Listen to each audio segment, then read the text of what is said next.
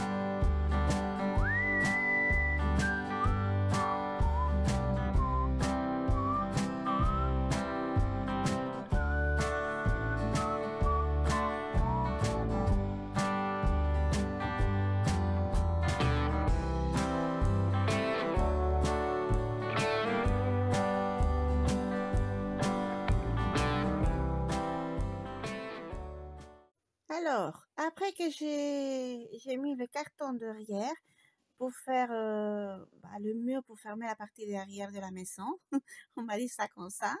La petite a dessiné les fenêtres là où elle les voulait. Et voilà, après je laissais juste découper au couteau.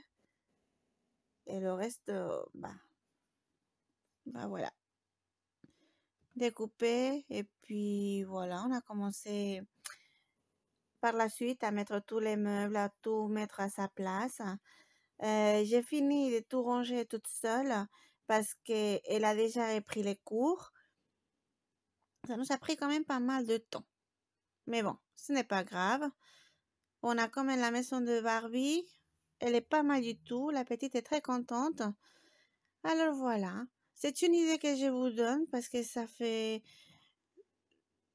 après, quand elle s'en servira plus pour jouer, c'est toujours des rangements en plus. Alors ça peut aider. Ça peut aider. De toute façon, les enfants changent comme ils vont grandir. En grandissant, ils changent. Ils changent d'avis, ils changent des jouets, ils changent des jeux, ils changent tout. Alors, les rangements ne sont jamais en trop. Voilà.